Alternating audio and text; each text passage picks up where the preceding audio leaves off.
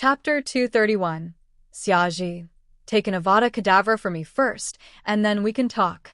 Xiaji immediately used apparition to return to Hogwarts. Among all the students, only Xiaji, the one with a phoenix by his side, could freely come and go from Hogwarts like this. Of course, Xiaji figured that Dobby could also send him back if needed. It was strange, though. In the original story, Draco spent a whole year mastering the Vanishing Cabinet just so a few Death Eaters could teleport into the school using it. Yet the problem could have easily been solved by a single house elf.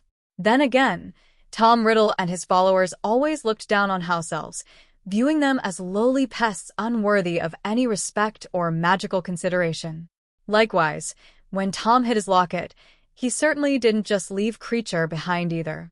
He never anticipated that a house elf could defy his restrictive magic and apparate away, which ultimately allowed Regulus to steal the locket later on. Back in his dormitory, Xiaji recalled the artificial teardrop creature he'd left pretending to be him, currently fast asleep in bed. He then lay down himself. Honestly, he'd never expected that such a creature could be used not just for combat, but even as a warm bed companion. After pondering this for a moment, Xiaji turned his 073 ring and sent a message to Dobby, instructing him to assign the task of locating stray house elves to Nick. At first, Dobby seemed reluctant, but Xiaji pointed out that if Nick received no work, he'd essentially be getting paid for doing nothing. That convinced Nick at once. Working without pay? Absolutely unacceptable.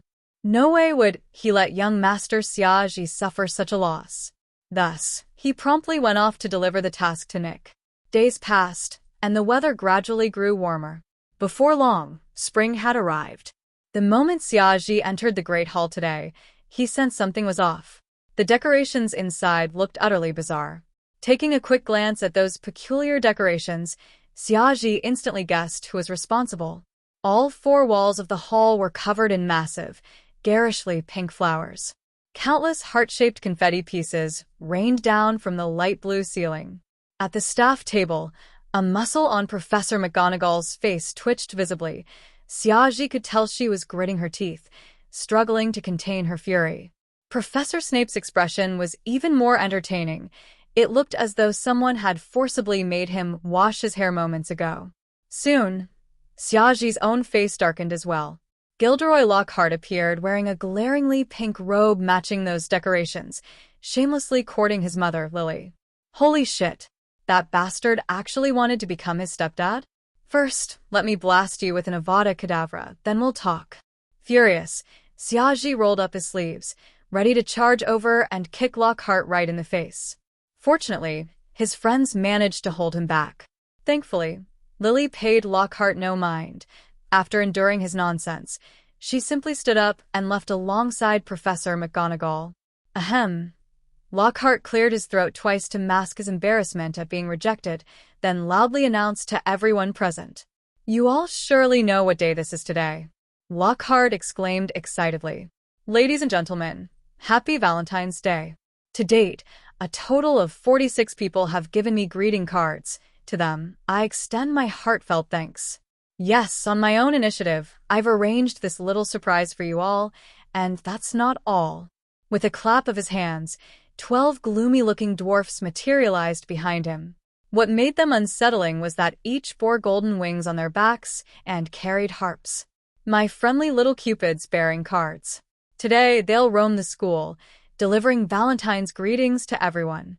And the fun doesn't end there. I'm certain my esteemed colleagues will gladly join in too. Why not ask dear Professor Snape about crafting love potions? And Professor Flitwick is surely an expert in enchantments of illusion. Lockhart chattered on, utterly oblivious to the murderous glares directed at him from the professors. Oh, I reckon you'll be receiving plenty of love letters today, Cassandra Vole sneered. I swear, if those things dare show up near me, Xiaji grimaced in disgust. You can't just cast offensive spells on them. You'll lose points. Hermione tugged at Xiaji's robes, trying to keep him from acting rashly. Xiaji indeed received numerous love letters, but after using full-body bindings on several dwarfs, they dared no longer grab him to make him sing. They merely tossed the letters from afar. Yet, in front of so many witnesses, there was no way Xiaji would accept them. Poor Harry fared far worse. One dwarf caught him off guard, even tearing his backpack in the process. The creature tripped him, plopped its bottom onto his knees, and began singing. His eyes were green as newly pickled toads.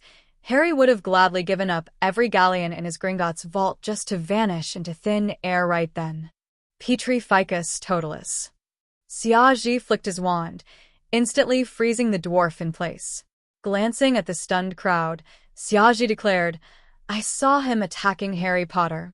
Why are you all just standing there?" His backpacks torn to shreds, Harry gazed at Xiaji with utter gratitude. Had that dwarf kept singing, it would have been utter humiliation for him. Draco happened to pass by, his expression turned complicated as he watched Harry.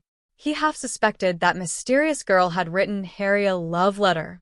He himself wanted to write her one, yet he didn't even know her name. Had Xiaji not stood right beside Harry, Draco might have grabbed Harry by the collar, demanding answers about that girl. Oh, Xiaji. Hermione failed to stop him again. Using magic in the corridors meant Gryffindor would lose 5 points. "No worries, Hermione," Xiaji whispered back. "I'll have my mom restore those points later." Hermione. Now Xiaji knew exactly whom Lockhart's curse would befall. That night, Xiaji grew busy once more. He ordered the artificial teardrop creature to pose as him, feigning deep sleep under the covers. Then he slipped out of Hogwarts. His destination was a hidden cave not far from his home. Nick had messaged him, saying he'd recruited many homeless house elves over recent months. They all hid here now. Xiaji passed through the outer protective barrier and strode inside.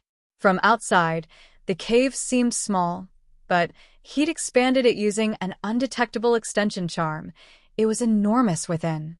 Yet upon entering, he still jumped in surprise.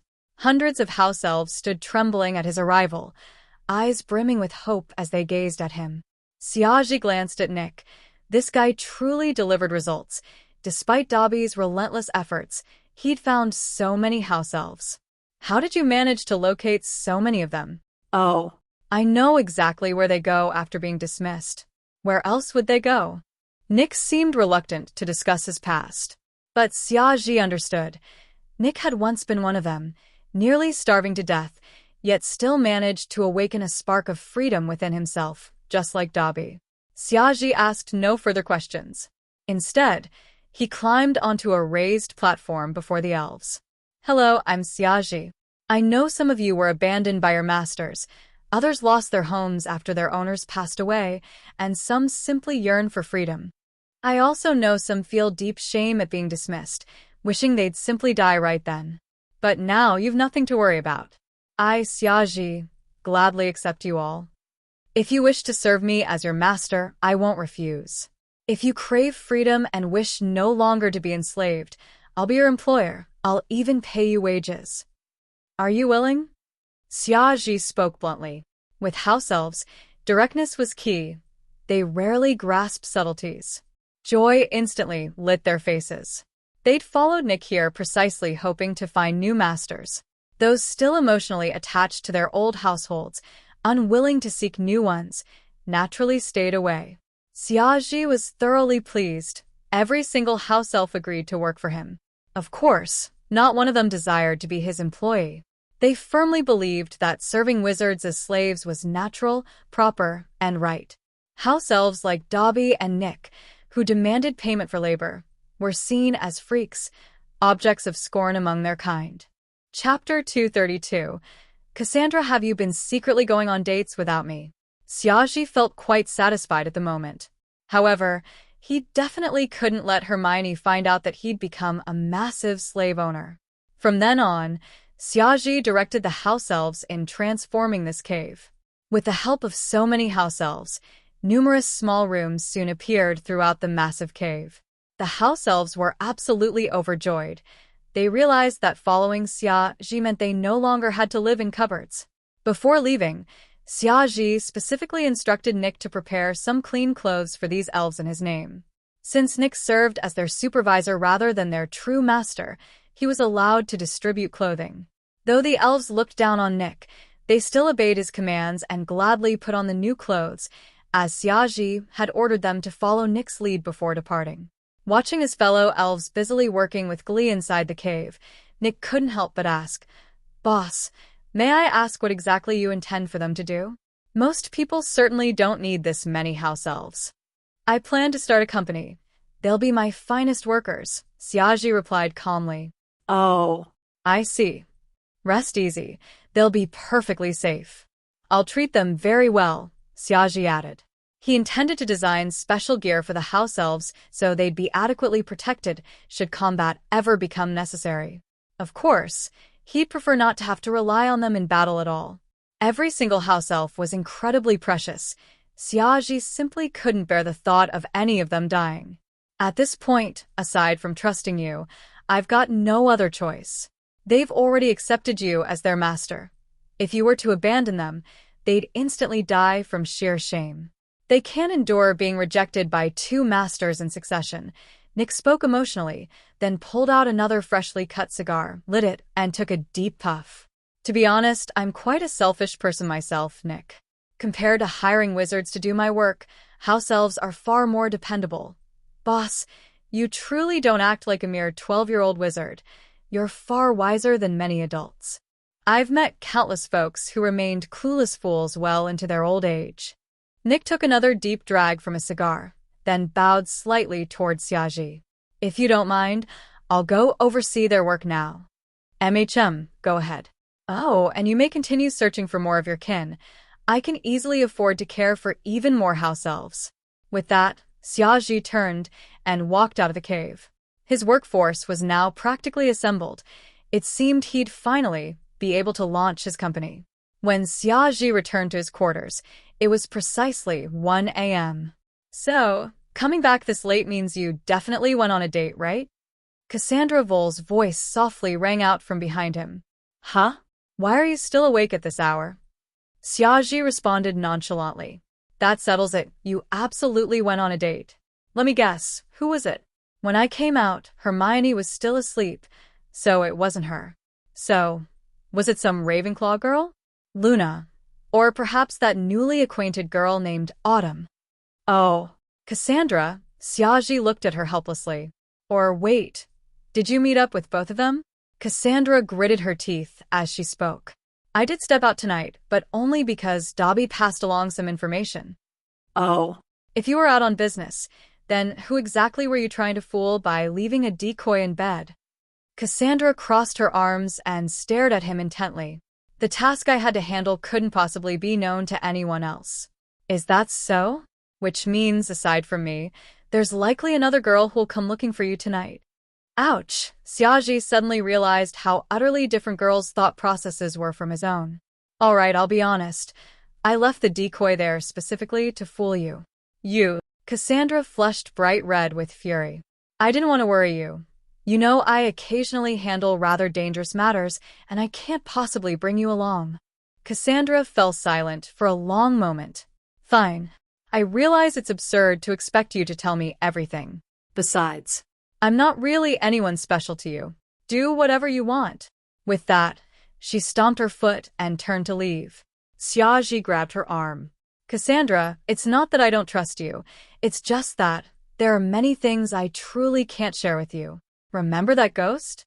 Sometimes, telling you something seems simple, yet it could bring about horrendous consequences." Upon hearing Xiaji mention that ghost, Cassandra shuddered involuntarily. Her tone instantly softened. That ghost remained a lifelong trauma for her. I understand there are some things you can't tell me, but if there's anything you're able to share, could you at least bother to let me know?" "All right," Xiaji nodded. Truthfully, he'd left the decoy in bed simply because he found it troublesome to have to explain everything to them upon returning. Tonight's events, however, were certainly worth sharing. "I did indeed have a date tonight, but not with any girl. It was with a whole group of house elves." "A whole group? How many exactly?" "Over 100 house elves.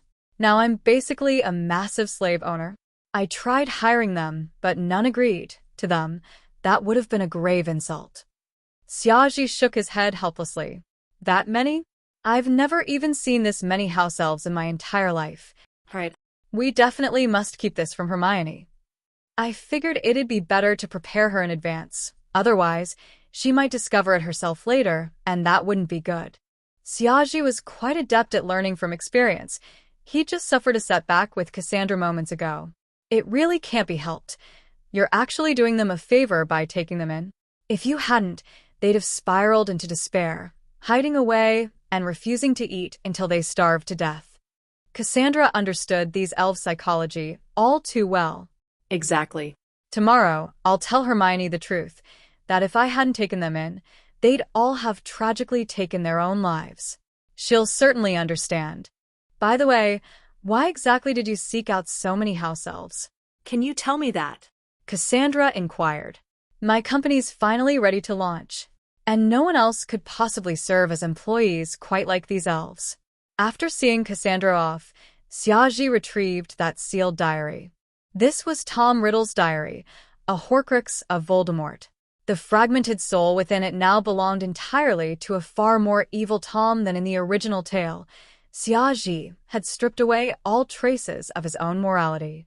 Still, he'd only extracted part of the soul. The Horcrux itself remained intact. He glanced at the diary, chuckled softly, resealed it, and promptly fell asleep. Chapter 233. Xiaji, humans have limits and therefore. The next day, after Xiaji told Hermione about the matter. As expected, she didn't fault Xiaji for his decision. Compared to serving other masters like the Malfoy family, she preferred that these house elves stay with Xiaji. At least she knew he wasn't the type to mistreat house elves. No one could awaken those who pretended to be asleep. From birth, these elves were indoctrinated with subservient ideals. Being slaves had become ingrained in their very bones. To bring about change, one had to start with the next generation. Hermione instantly felt motivated. Perhaps she could personally teach newly born house elves so they wouldn't be subjected to such enslavement ideology. The magical ingredients Xiaji had asked Snape to gather finally came together today. This alone demonstrated just how rare and precious the potion recipe provided by the system truly was. Take the Chelan horn mentioned in the recipe, for instance. It was practically priceless. Snape had spent nearly half a year searching before finally finding it, and only thanks to his reputation as a master potion maker did he manage to acquire a mere fingernail-sized fragment from a collector wizard. Upon receiving all the materials from Snape, Xiaji couldn't hide his joy. Though Snape was curious about what potion required such rare ingredients, Xiaji didn't invite him to observe this time, so he refrained from asking. Now, Xiaji could finally brew the super blood fusion potion granted by the system, a recipe he absolutely couldn't let anyone else see. He placed great importance on this potion. Despite already surpassing Snape in skill with an 8-point proficiency in potions, he still treated it with utmost caution. He even paid a hefty sum to Snape for a premium bottle of Felix Felicis. Whether it was ensuring success in brewing this potion or drawing favorable innate talents after drinking it, he needed sheer luck. Fortunately, this blood fusion potion didn't require half a year of preparation like Felix Felicis. After leaving Snape, Xiaji headed straight to the Great Hall for dinner. He leaned close to Cassandra Vole's ear and whispered, "Meet me tonight. I believe I can fulfill my promise today." His proximity made Cassandra's ears tingle. Blushing, she shot him a glance before turning away, as if he weren't there. Xiaji awkwardly took a seat beside her. Thankfully, no one else seemed to notice his embarrassment. Everyone except his mother, of course. Her eyes never left him. Liz gave him a knowing smile. Xiaji forced a grin. His thick skin rendered such awkwardness meaningless. Moments later, he ordered stir-fried pork with rice and devoured it heartily. Midnight. Xiaji's dormitory door opened precisely on schedule. Outside stood a familiar figure, slipping inside with practiced ease. Seated at his desk, Xiaji meticulously studied the potion recipe before him. Given how rare these ingredients were, not even the slightest error could be tolerated. Ugh, calculations show only a 99.9% success rate. It's still too low. Without reaching 100%, there's always a chance of failure, he frowned. Do you have all the materials ready? Cassandra asked. Yes. Come, let's brew. To the room of requirement, she inquired. Indeed, it's perfect, he nodded. Both cast disillusionment charms and embarked on a nocturnal excursion. To avoid getting separated, Xiaji habitually grasped Cassandra's hand as they walked. Oddly, her palm felt slightly damp, probably nervousness causing sweat. Upon reaching that familiar blank wall, Xiaji paced thrice while murmuring, "I request a private potion brewing chamber accessible only to me and Cassandra. Please." Instantly, a shimmering white door materialized, entirely unlike the bronze door of the previous potion-making room. Xiaji entered. This chamber, though smaller, was exquisitely crafted, resembling a master potion maker's private sanctum. Evidently, entry was restricted solely to them too. Relieved, he brought over a chair. "Cassandra, sit here and wait. I'll handle this," he instructed, then produced a vial of Felix Felicis. "Drink this, 1 drop suffices." 1 drop granted 12 hours of luck, ample time for their task. Obediently, Cassandra consumed it. Seeing this, Xiaji nodded reassuredly before taking his own drop. The moment it touched his tongue, his thoughts sharpened exponentially. Though this was his second time drinking Felix Felicis, its effects remained utterly sublime. Everything seemed effortlessly under his control. Strictly speaking, it wasn't a luck potion at all. Rather, it amplified all abilities while sharpening perception to details previously imperceptible. Such heightened capability naturally boosted success rates, mimicking divine favor. Now, Xiaji felt exceptionally poised. The potion's success probability hit 100%, with guaranteed excellence. He methodically arranged and prepped each ingredient. This sequence was so ingrained in his mind, he could perform it blind. Watching him intently, Cassandra sat motionless, trusting instincts telling her to remain seated until completion. Gradually, a fragrant aroma permeated the chamber as the turquoise potion within the cauldron simmered peacefully. Satisfied, Xiaji knew it neared completion. Only the phoenix blood remained. Softly calling Ysiri's name, he whispered, "Ysiri." Flames flared, and the phoenix materialized. Her unique magic allowed teleportation anywhere given coordinates. Even the room of requirement posed no barrier. "Ysiri, I need a bit of your blood," Xiaji murmured, stroking her head. She chirped softly, tilted sideways, and a single drop of blood trickled from her eye. Xiaji waved his wand. The droplet floated gracefully into the cauldron. "Thank you, Ysiri." He then offered her favorite morsels from his ring. Ysiri nudged the plate aside with her beak, savoring the meat while curiously observing Xiaji's work. Suddenly, the turquoise liquid blazed crimson. Flame-like phantoms danced atop its surface. Even seated far away, Cassandra sensed the potion's overwhelming magical aura. When the spectacle ceased, only a thin layer remained at the cauldron's base. Xiaji swiftly filled 2 modest glass vials with precision. The Felix Felicis ensured he captured peak potency. Opening one vial, he heard the system's chime. "Alert! Consuming this potion will fuse your bloodline with a phoenix's. Technically, you'll become a magical creature." "Any side effects?" "None." "Good." Turning to Cassandra, he smiled. "I'll drink first. Should anything go awry, you must abstain." "And no, I should go first," she protested, rising swiftly, but distance prevented her from stopping him. Xiaji uncorked the vial, delivering a theatrical line. "Human limits exist. Thus, I renounce humanity." Gulp. Gulp. The scalding potion slid down his throat. Chapter 234.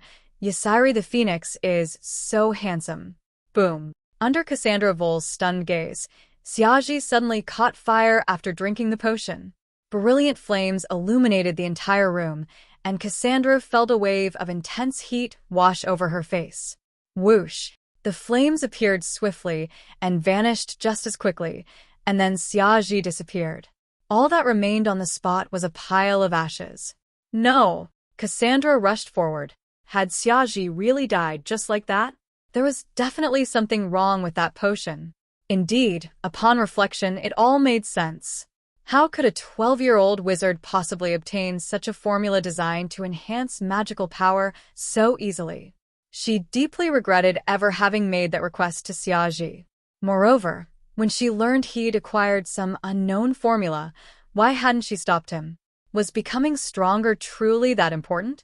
Important enough for Xiaji to risk his own life for it?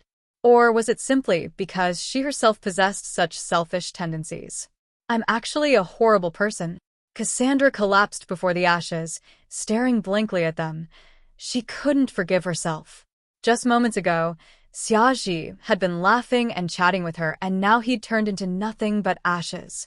A confident, ambitious boy had died due to her own greed. Heartbroken, Cassandra wished she could be the one dead right now. Chirp, chirp. Suddenly, faint sounds emerged from the ashes. Cassandra hurriedly reached out, brushing aside the ashes, and discovered a small, featherless bird lying pitifully amidst them. Yasairi curiously approached. Upon seeing the tiny bird, she chirped happily twice. Could this possibly be Xiaji? Cassandra couldn't help but gently stroke the bird's head. It felt warm to the touch. Chirp, chirp. The bird's eyes appeared crystal clear. For a moment, Cassandra thought she saw Xiaji's own eyes staring back at her. Boom. Flames erupted once more from the bird, which began burning on its own. Cassandra instinctively took a step back in fright. Chirp! Right before her eyes, the bird rapidly grew larger. Soon, a magnificent, crimson-feathered phoenix, full of vitality, appeared before Cassandra. This was another phoenix entirely. Yasairi tilted her head and chirped joyfully twice, then hesitantly drew closer to it. Good heavens! This phoenix is absolutely stunning. But why does it feel so familiar to me? Cassandra stared at the proud phoenix, tears streaming down her face. Is that really you, Xiaji? Is this your form as a phoenix? I'm so sorry. I shouldn't have asked such a thing of you. Knowing you could no longer remain human and would now exist only as a magical creature, overwhelmed by guilt, she wept uncontrollably. Suddenly, the phoenix blazed up once more. Amidst the flames, a human silhouette gradually took shape. Xiaji stepped calmly out from the fire. Phew! He let out a soft breath, releasing a wisp of white smoke from his lips. Yasairi visibly startled. Huh? So, it's you? I thought some other handsome phoenix had shown up. With a dismissive sniff, she turned away proudly and went back to munching on her meat slices. Cassandra stared at Xiaji's face, then couldn't resist rushing forward and hugging him tightly. I thought you were dead. It's all my fault. I was far too selfish. Her tears soaked into Xiaji's chest. She was weeping from sheer relief. When someone reaches utter despair, even the slightest glimmer of hope feels priceless. Especially when someone presumed dead had somehow returned unharmed. Life's unpredictable swings could indeed be emotionally taxing. I'm perfectly fine now. Don't worry, I never do anything without being certain of success. And you seem to be forgotten I possess prophecy magic. Xiaji comforted her. Minutes later, Cassandra realized the situation had become rather awkward. She'd been hugging him for quite some time. And most importantly, now that Xiaji had reverted to human form, why your clothes? Where are they? Xiaji shrugged helplessly. Burned off. It's not like I was trying anything.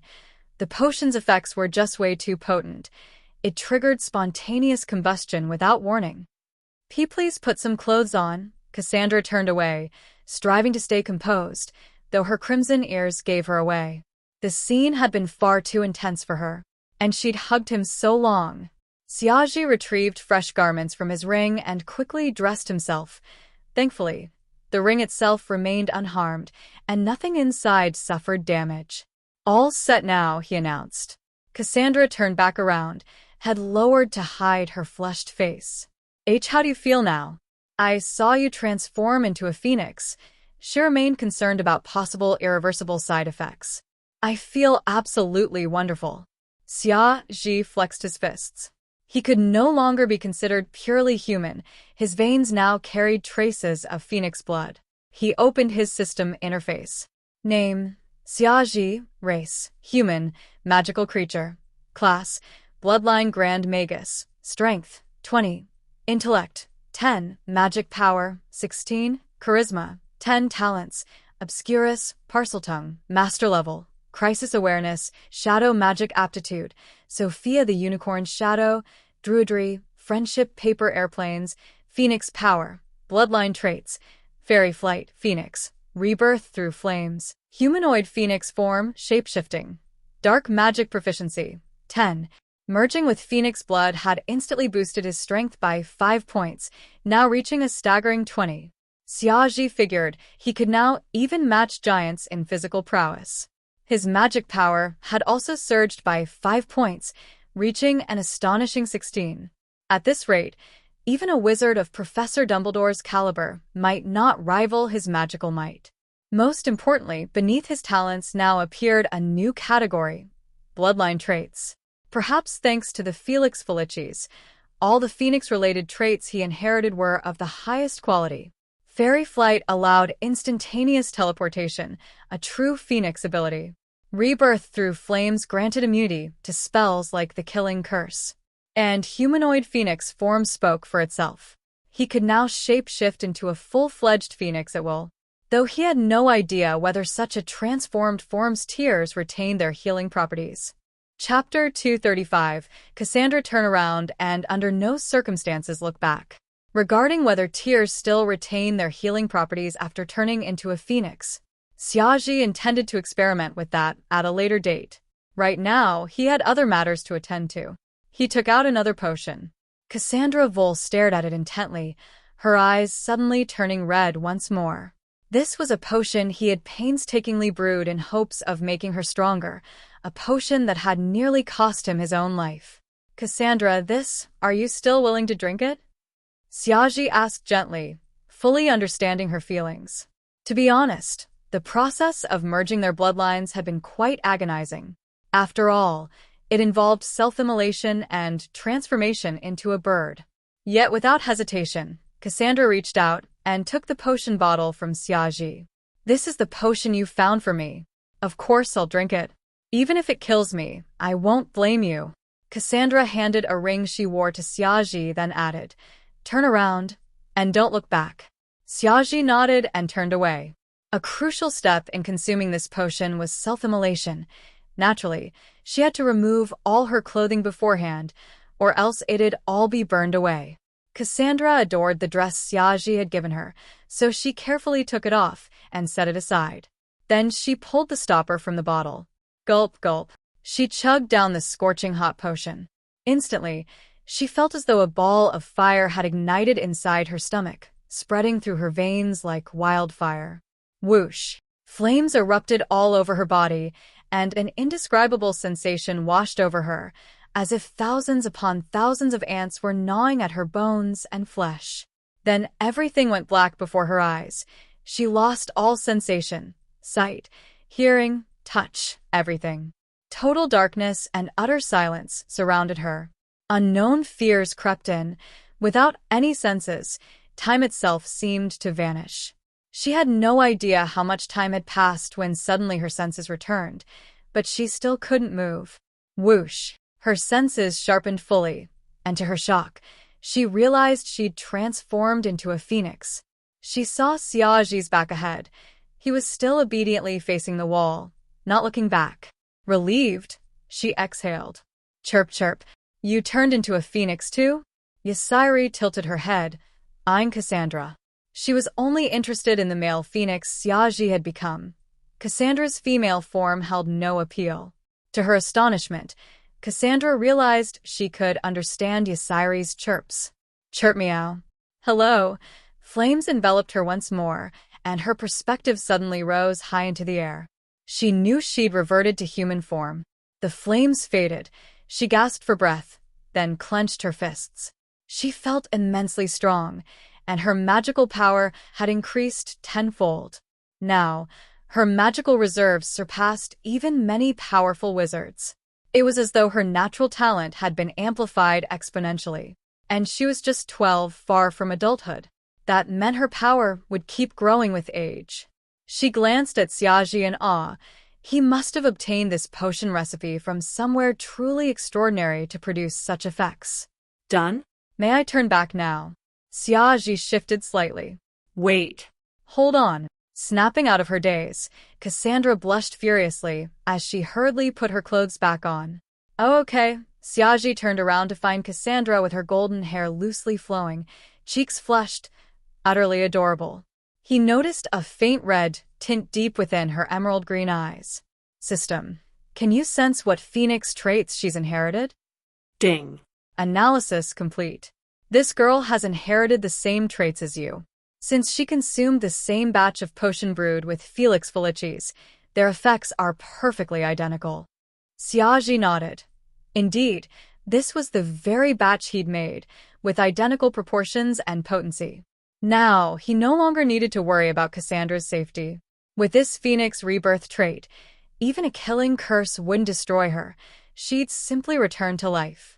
And wasn't this essentially immortality? If Voldemort knew this, he'd likely envy Xiaoji to death.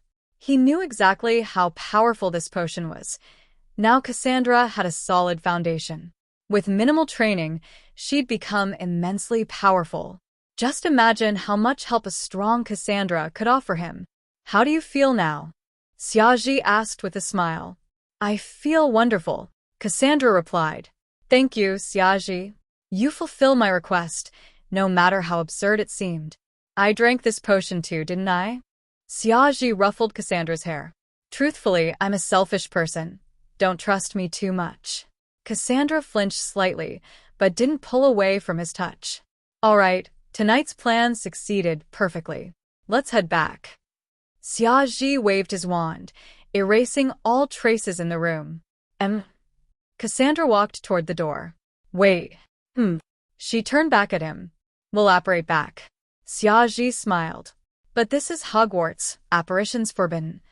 We've now inherited Phoenix bloodline and several traits. One of them is immunity to Hogwarts anti-apparition spells. We can apparate freely. Half convinced, Cassandra decided to trust him. Worst case, apparition failure at Hogwarts meant staying put. No worse than that. Focusing on Xiaoji's dormitory, she spun around. A flash of fire surrounded her, and she vanished. Xiaoji chuckled, greeted Ysiri, then likewise vanished in flames. Back in his dormitory, Cassandra gazed around in delight. She'd actually succeeded. With her magical level, even normal apparition was impossible, yet here she'd done it right at Hogwarts. Flames flickered, and Xiaoji reappeared. Besides this trait, we've gained 2 more, Phoenix Rebirth and Human Phoenix Form. After explaining these, Cassandra grew ecstatic. She tried transforming into a phoenix once more, proving Xiaoji right. As for testing the rebirth trait, she didn't dare, but she believed him completely. With this power, no dark magic could ever harm her. Of course, she wasn't foolish enough to willingly take a killing curse head-on. Chapter 236. Aunt Liz, I want to fight alongside Xiaoji. After leaving Xiaoji's dormitory, Cassandra's heart remained unsettled for a long time. Now, her greatest concern, the lack of magical power, had finally been resolved. This meant she could now become immensely powerful at will, allowing her to assist Xiaoji effectively. From this day onward, she'd finally be able to stand by his side and fight alongside him. No longer would she be like before, merely sheltered by Xiaoji's protection, unable to contribute in any way. Cassandra understood that now that her magical reserves were sufficient, what she truly lacked was practical combat experience and powerful spells. So, within all of Hogwarts, who could possibly teach her such things? Xiaoji certainly could, but he had far too many responsibilities already. It would be better not to trouble him if possible. Perhaps Professor Flitwick? In his youth, Flitwick had been a dueling champion. Yet, Cassandra instinctively felt that Flitwick's combat style might not suit her at all. Lost in thought, she headed toward her own dormitory, but suddenly halted in place. The effects of Felix Felicis still lingered. She possessed a strong intuition that visiting Liz, Xiaoji's mother, at this moment would bring great rewards. Clenching her teeth, Cassandra glanced around and, seeing no one, vanished instantly from where she stood. She reappeared in the girls' restroom on the same floor as Liss's office. It was evening, and no classes were taking place, so the restroom was completely empty. Peeking cautiously outside and confirming no one was present, she nervously approached Liss's office door. Just as she raised her hand to knock, the door suddenly opened, and a wand promptly pressed against her forehead. Cassandra reacted swiftly. She vanished instantly and reappeared directly behind the wand wielder. Liss jumped in fright. She'd just sensed someone approaching her office door. At this hour, no professors would visit, nor any students. Moreover, the footsteps were unnaturally light, certainly not her son's, so she instantly became on guard. During this particular time period, she simply couldn't afford to relax. She opened the door and aimed her wand at the intruder, only to recognize Cassandra at once, halting the spell mid-cast. Yet what shocked her was that Cassandra suddenly vanished once more. From behind her, Liss spun around swiftly, only to see Cassandra standing there, pale as a sheet. Clearly, she was just as frightened. Professor Liss. Ah, it's you? It's quite late. You ought to be in bed by now, Liss said sternly. She glanced outside and noticed her beloved son wasn't with her. She promptly shut the door. Cassandra still appeared shaken, though this wasn't due to any weak resolve. Rather, it was the sheer terror of the murderous intent radiating from Liss in that instant. It felt as though her very heart might stop beating. After all, Liss was a killer, the undisputed top operative within her deadly organization. When she truly focused, her expression and gaze became utterly fearsome. Countless vicious dark wizards must have wet themselves at just the sight of such eyes, let alone Cassandra, who'd seen little of the world. Thankfully, Cassandra hadn't been reduced to sheer terror. Still, she now fully grasped why Felix Felicis had guided her here. Without doubt, Liss's combat style was precisely what she needed to learn. Did you come to see me for any particular reason? Liss lowered her wand. Yet Cassandra still sensed faint traces of magical probing emanating from her. Had she not completed her blood fusion just tonight, she likely wouldn't have noticed at all, a testament to Liss's unparalleled vigilance. I wish to learn combat techniques from you, Cassandra declared. Combat techniques? Liss frowned. If you seek dueling skills, you'd be better off consulting Professor Flitwick. No, Professor Liss. I wish to learn from you. I want to master your combat style. The effects of Felix Felicis persisted. She knew exactly how to speak to ensure Liss agreed. My combat style. You'd be wiser not to learn it. Stick to dueling techniques under Flitwick's guidance. Professor Liss. Aunt Liss. I want to fight alongside Xiaji. I no longer wish to merely hide under his protection, helpless to aid him. I wish to grow stronger. I know only you can help me. Cassandra spoke with unwavering resolve. You, hearing Aunt Liss and fight alongside Xiaji, tugged at Liss's heartstrings. She simply couldn't resist any gesture of goodwill toward her child. This girl wished to master combat to stand by Xiaji's side. Very well, if this is your true desire. After a brief silence, Liss finally acquiesced. Joy instantly lit up Cassandra's face. However, my combat style differs somewhat from Professor Flitwick's. Since you're so earnest, I'll be honest. Everything I teach is rooted in lethal tactics. I won't hesitate to employ black magic and other, less honorable methods. Having heard this, are you still certain you wish to learn? I'm certain. Cassandra nodded firmly. In her eyes, there was absolutely nothing wrong with utilizing black magic. So long as it served to protect Xiaji and vanquish their enemies, it was perfectly justified. Moreover, post-blood fusion, she'd gained immense resistance to black magic. Even prolonged use wouldn't corrupt her spirit. Good. From now on, you may visit me each night using this unique form of apparition. Just be sure to send word via ring beforehand. Liss gave her a warning glance. She didn't press further on how Cassandra could apparate within Hogwarts. Understood. Cassandra nodded gleefully. Now, it's time for you to return. It's quite late. Liz glanced at the clock. The hands now pointed to 3:30 a.m. Yes, ma'am. Good night, Aunt Liz. Cassandra bid farewell sweetly. You ought to call me Professor. Still, thank you, Cassandra. Thank you for wishing to fight alongside my child. After seeing Cassandra off, Liz retrieved that precious recipe and studied it intently. Its ingredients were of unparalleled rarity. She'd need to find substitutes. After all, how many Chelan horns still existed in the world? Chelans themselves had gone extinct. The last sighting dated back nearly 50 years. Without suitable replacements, this recipe would prove useless. Yet such a premier recipe shouldn't be wasted on a single use alone. Chapter 237. Xiaji is something that has always been this way, necessarily correct. In the morning, after washing up, Xiaji headed straight for the Great Hall. Perhaps it was due to the integration of Phoenix bloodline within him.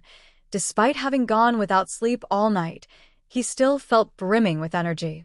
Yet, he was experiencing an unprecedented level of hunger. When he arrived at the Great Hall, Cassandra Vole was already seated there, leisurely enjoying her breakfast. Xiaji felt as though he could devour an entire cow at this point. No sooner had he sat down than a large bowl of noodles appeared on the table. He gave Cassandra a brief greeting before promptly beginning to slurp down the noodles. Cassandra seemed to have arrived quite early, as she had already finished eating. She set down her cup, then turned her head to watch Xiaji quietly. Only after Xiaji patted his rounded belly and contentedly set down the fifth empty bowl did Cassandra approach him. Xiaji, I'd like to discuss something with you, she said earnestly, gazing at him. Oh, Xiaji took out a small cloth bag and handed it to her. Inside are all the remaining blank D.A. rings I crafted. They're all yours now. You knew what I wanted to talk about. Cassandra stared at him in astonishment. Of course I did. You feel you're now fully capable of assisting me, right? Xiaji smiled warmly as he patted her shoulder. You want me to assign you tasks so you can contribute to our cause. I understand perfectly. That's why I'm entrusting the D.A. to you, Cassandra, recruiting new members, training existing ones, and so on. But remember, ideological propaganda is the most vital aspect. Everyone must understand why the D.A. exists and what we're fighting for. Understood. Cassandra nodded, accepting the cloth bag containing the blank rings. Xiaji stood up, then suddenly spoke to her again. I'm heading off to see Professor Snape now. I know. I've got my own tasks to attend to as well. Go ahead and do what you need to do. Cassandra also rose to her feet, tucking the cloth bag into her pocket. At the moment, Snape was deeply troubled. He had studied the potion recipe Xiaji had given him countless times, yet it still felt incomplete. Recently, he'd realized exactly what was missing, the soul magic techniques taught by Xiaji. Yet he knew full well that if he directly asked Xiaji to teach him soul magic, Xiaji would absolutely refuse. It wasn't because Xiaji was stingy or unwilling to share. It was because Xiaji understood Snape's character all too well. The instant Snape mastered soul magic, he'd undoubtedly attempt to summon back Lily's soul and resurrect her. Snape knew very well that without any means to defy death itself, Xiaji would never consent to Lily's resurrection. I'd gladly sacrifice my own life to bring Lily back. At this thought, Snape's face was already drenched in tears. Knock, knock, knock. A loud knocking sound rang out. Snape swiftly waved his wand, swiftly erasing all traces of tears from his face. Throughout all of Hogwarts, there was only one person bold enough to knock on his door with such force. Snape stood up and opened his office door. Xiaji glanced at Snape's face. Did you cry? He suddenly asked. Snape's expression darkened instantly. If you've nothing else to discuss. Xiaji chuckled and strode inside, seemingly oblivious to Snape's grim demeanor. Crying isn't anything to be ashamed of, Professor Snape. Snape was fuming now. He'd carefully wiped away all traces of tears before opening the door. So how had this boy instantly noticed? What exactly brings you here today? Xiaji casually pulled over a chair and conjured a soft cushion onto it. I've been pondering some ideas regarding alternative ingredients. Alternative ingredients? Exactly. Many excellent potion recipes end up in use simply because their required ingredients are exceedingly rare. Are you suggesting substituting these rare ingredients with others? Snape replied in a mocking tone. You should realize that while those ingredients are indeed rare, their very inclusion in a recipe grants them unique properties. This world isn't singular, Professor Snape. You must acknowledge its diversity. Snape fell silent. Whenever faced with topics outside his expertise, he preferred not to speak. For instance, if you wanted to make a hole in a wall, you could use magic to create it, or you could use a chisel. Granted, using a chisel is rather clumsy, yet you can't deny it still achieves the same result, and that hole might even be just as deep as one conjured by magic. Do you see what I mean? Easier said than done. Snape understood his point. He essentially wanted to replace rare ingredients with cheaper alternatives, but was it truly that simple? Potion making was by no means an easy subject. Last night, I spent considerable time studying this, and I noticed one issue. What issue? Snape held Siagi's potion expertise in high regard. Often, he found inspiration from Siagi's ideas, so he listened intently to every word. In countless potion recipes, the ingredients used are always raw materials. What are you getting at? Well, take dragon liver, for example. At most, one slices it up before tossing it into the cauldron. Siagi spread his hands. Why have we never considered processing these raw materials beforehand before adding them? The potion-making techniques we study have always been this way. It's standard practice. Snape gazed at Siagi with disappointment. He'd expected Siagi to propose something truly constructive. But is it necessarily correct simply because it's always been done this way? Siagi's words struck Snape like a resounding bell, profound and eye-opening. Indeed, just because something has always been done one way doesn't guarantee it's right. History itself proves the world is ever-evolving. Even old recipes could be improved. Snape himself had refined numerous potion formulas and altered certain preparation methods. Our current potion-making methods rely solely on adding raw ingredients and simmering them. Why not experiment with adding other potions into the mix? Because doing so would likely blow your cauldron apart, or reduce you to shreds. Snape retorted sarcastically. Of course we wouldn't add incompatible potions. Siagi exclaimed, exasperated. My point is, isn't it possible to first create a composite liquid containing the essential properties of several ingredients? Adding this liquid to a potion would eliminate unwanted impurities and speed up the entire process. Most importantly, this composite liquid could potentially replace the effects of rare ingredients, like Chelan horn, for instance. All we truly need is one specific magical property within it. Everything else is mere impurity. If we managed to craft such a liquid containing only that property, costs would plummet, impurities would vanish, and crucially, we'd finally find suitable substitutes for ingredients on the brink of extinction, or already extinct. Success here would allow us to revive countless ancient potion recipes currently unusable due to missing components. Siagi's passionate speech instantly ignited Snape's enthusiasm. Exactly. Countless precious potion recipes had fallen into disuse simply because their key ingredients no longer existed, a true waste. Yet the properties of those extinct ingredients were clearly documented. If one could craft a liquid possessing those same properties, wouldn't that solve everything? Of course.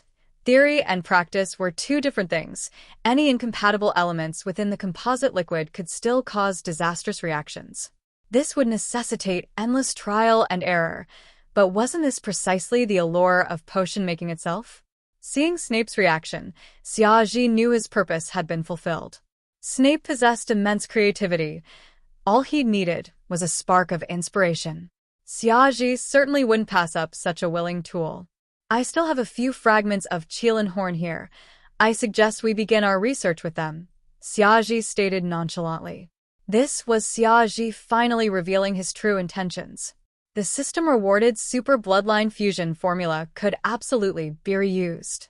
Chapter 238, The Screaming Shack New Training Ground. Of course, Snape wasn't a fool. He understood perfectly well that Siagi clearly intended to use him as a tool. Isn't this the Chelan horn I helped you find earlier? Snape sized Xiaoji up.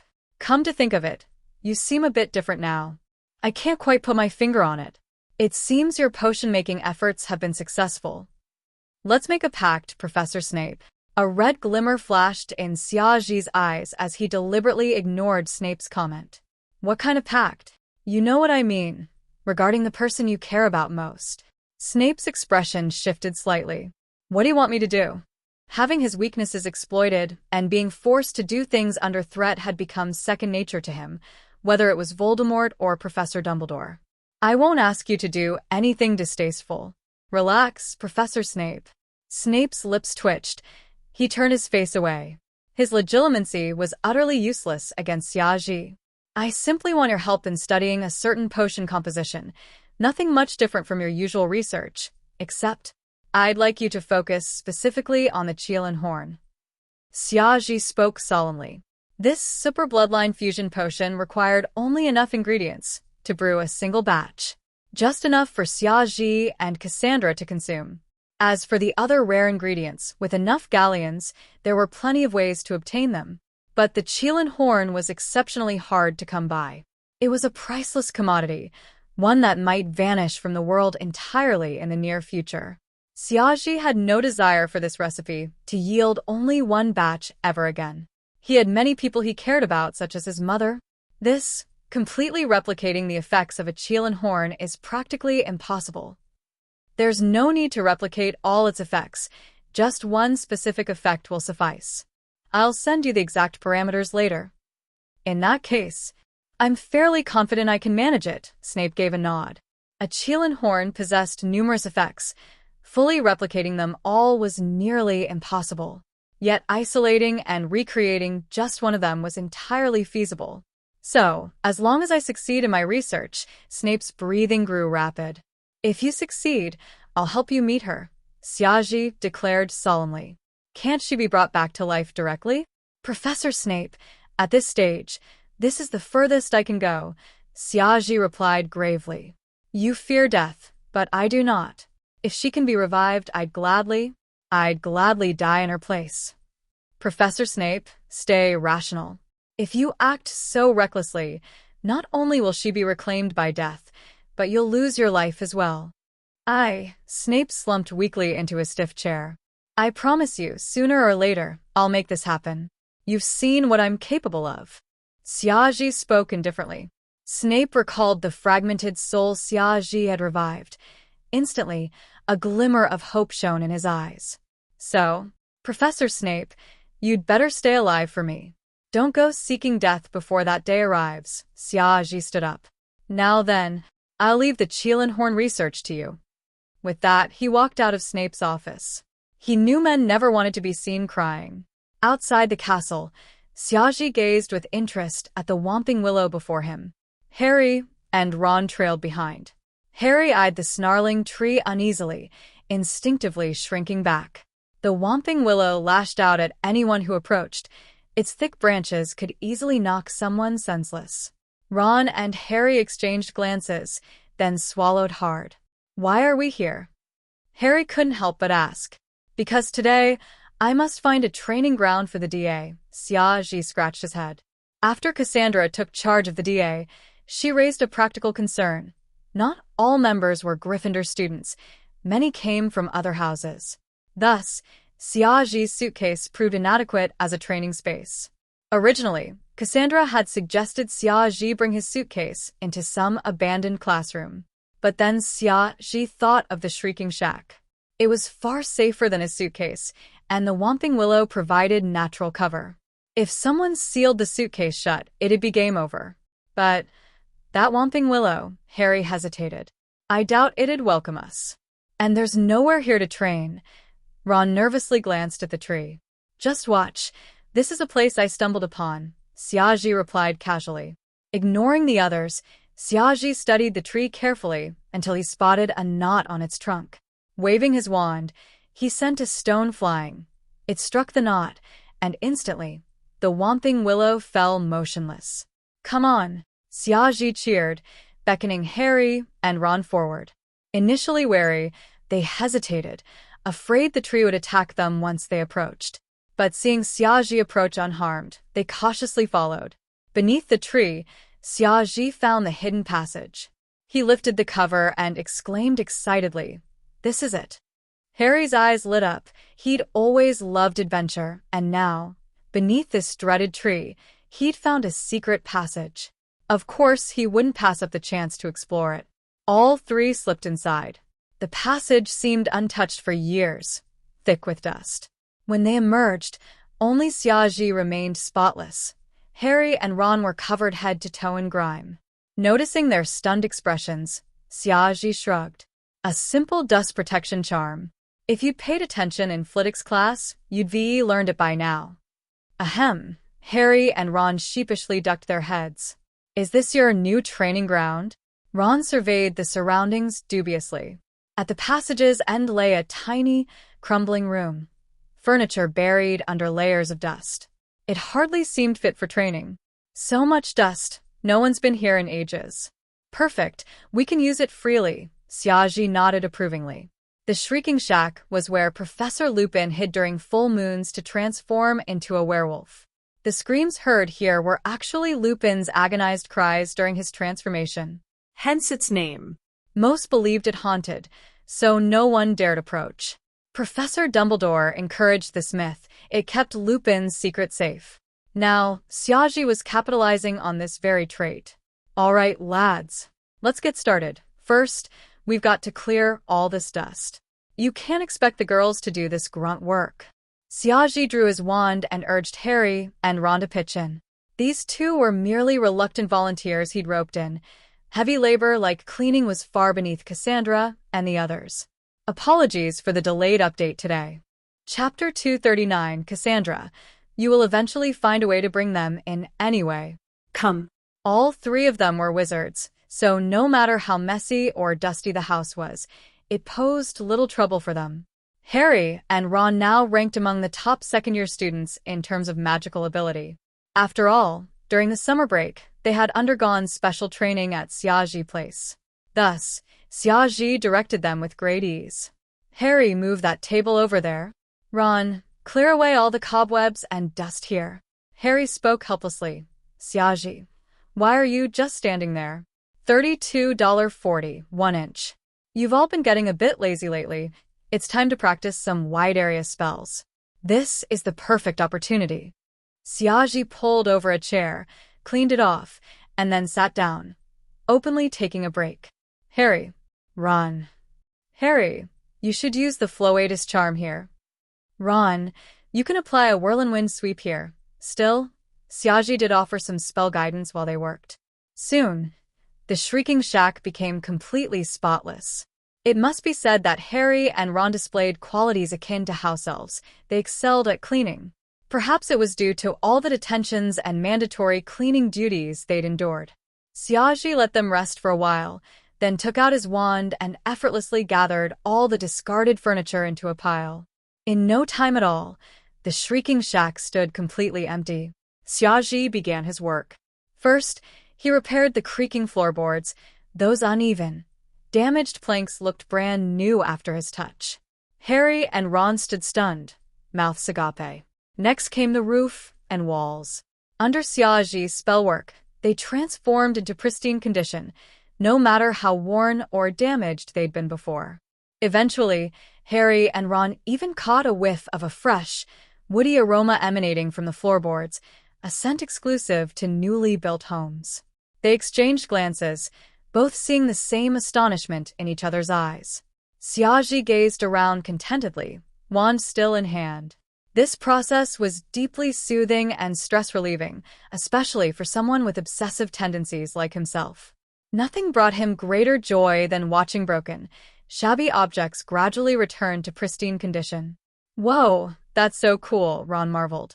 I've seen my mum use repairing charms, but she never managed to make things look brand new. Xiaoji gave no reply.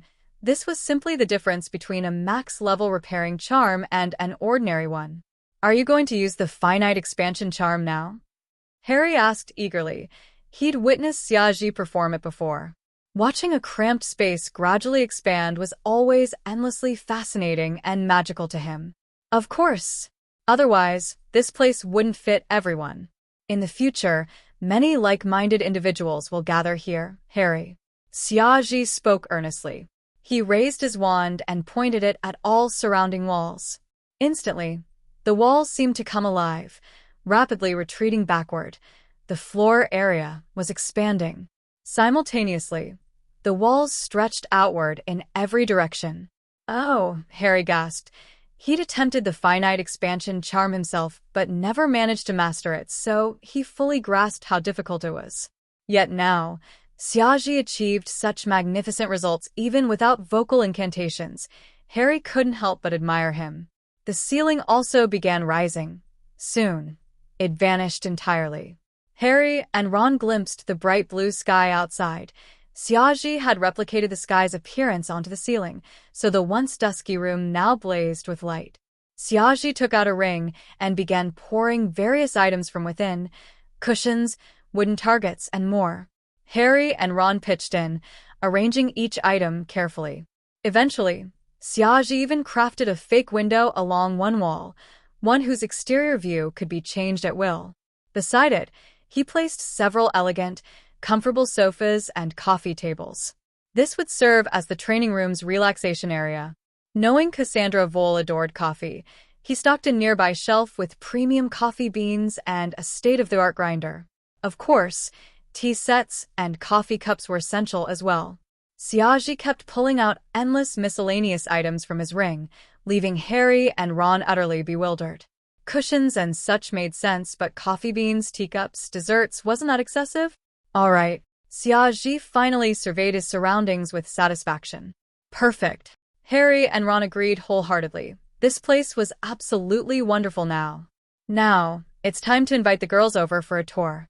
Xiaji gave his ring a gentle squeeze, sending out a message. Currently, the DA counted very few male members. Aside from Harry and Ron, only Cassandra Vole and Hermione were part of it. Xiaji hadn't actively recruited anyone this past half-year. He was, after all, rather lazy. Yet now, he'd entrusted this task to Cassandra. With her abilities, she'd undoubtedly attract many new members. Shortly after, Cassandra replied, she'd arrived near the Whomping Willow. Since the tree still lashed out wildly, entry remained impossible. Wait here, I'll go fetch them. Xiaji vanished in a flash of flame. Harry and Ron gaped in shock. Did he just apparate here at Hogwarts? Seems like it. Xiaji reappeared safely outside the tree's reach. The girls jumped in fright at his sudden appearance.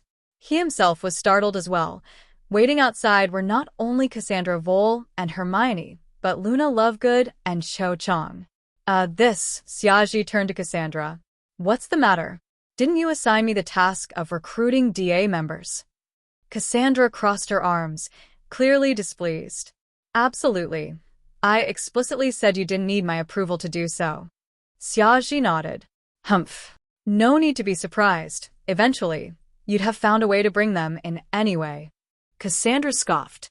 Luna remained unfazed, though Cho's face flushed red involuntarily. So, Xiaji, where exactly is this new training site? Hermione asked. Right here. He scratched his head, then turned to demonstrate. Upon striking a scarred patch on the Whomping Willow with a stone, the tree instantly stilled. Xiaji led the girls through the passageway Harry and Ron had painstakingly cleared into the shrieking shack. Oh! The girls stared in awe. Xiaji had decorated the place exquisitely, even adding a lovely relaxation zone. There was even a dedicated coffee and afternoon tea corner. Harry and Ron lounged on the sofas, nibbling desserts Xiaji had left out. They were utterly exhausted. From now on, this will be our new meeting place. Xiaji spoke to Cassandra and Hermione. What do you think? Harry, Ron, and I worked tirelessly to prepare this. He himself settled onto a sofa, popping a small cake into his mouth. Chapter 240. Cassandra, it seems you know quite a bit about girls. Cassandra gave Xiaji a skeptical look. You really have no idea that I brought them into the DA? I truly had no idea. That's why I was so surprised, Xiaji replied innocently. Cassandra glanced at the items on the nearby shelves, then rolled her eyes at him. I wouldn't believe you if you paid me. There was no way Xiaoji didn't know she'd invited Luna and the others. Otherwise, why were there Luna's favorite puddings and Cho's preferred black tea sitting on the shelves? Still, Cassandra's expression softened slightly upon noticing the sheer volume of coffee beans and coffee machines displayed there. Oh, wonderful. Strawberry cake. Hermione grabbed a slice from the shelf and happily sat down to eat it bit by bit. Of course, there was also strawberry cake, Hermione's favorite. Good heavens, he truly knew exactly what each girl liked. Noticing a large empty space on the shelf, Cassandra narrowed her eyes slightly. Could it be that? Ahem. Cassandra, I've got an offensive spell here that I think would suit you perfectly. Care to give it a try? Xiaoji hurriedly interrupted her dangerous train of thought. Oh. Can we learn it too? Harry immediately stood up. He'd always been fascinated by combat spells like this. He loved dueling. Of course, Harry. Though, this spell might be a bit beyond your current abilities. Still, feel free to give it a shot. Xiaoji shrugged. Cassandra's magical power had been enhanced, which was why she could master the spell. Unlike Harry, who hadn't consumed any magical potions and thus lacked sufficient magical reserves. Even so, Xiaoji saw no harm in letting them watch. It would be a valuable learning experience for them. Harry understood this well. In battle, there were many powerful and impressive spells besides just Expelliarmus. Cassandra nodded and followed Xiaoji towards several wooden targets. Lately, she'd been visiting Liz's office each night to learn powerful spells and combat techniques. In just a few days, her abilities had advanced tremendously. This left Liz utterly astonished. She'd realized Cassandra possessed boundless magical energy, though she had no idea her son had brewed some truly extraordinary potion. I know you excel at weather-related spells, so... Xiaoji raised his wand and traced a peculiar pattern through the air. Instantly, a dark cloud materialized midair, crackling with lightning. Crack! Countless bolts of lightning erupted from the cloud, striking all 10 wooden targets standing 10 meters away. Moments later, every single target had been reduced to ash, yet the surrounding floor remained completely untouched. The thunderous noise was so loud it startled Ron into collapsing to the ground. Whoa! Harry and the others gasped in awe. The spell's range was terrifying. Even more alarming was its built-in targeting mechanism. Every bolt struck its mark with pinpoint precision. Not one struck the floor. This far surpassed ordinary thunderstorm spells, which lacked any targeting control and harmed friend and foe alike. This spell, however, automatically sought out enemies, meaning allies would remain unharmed while foes were obliterated. Just by watching, Harry knew he'd never master it. Merely guiding each bolt to hit its target was already immensely difficult. And that was assuming he could even summon the cloud in the first place. The noise is so loud. Couldn't this be dangerous? Hermione voiced her concern. Relax, Hermione. I anticipated this issue and ensured no sound escapes this room. Xiaoji replied confidently.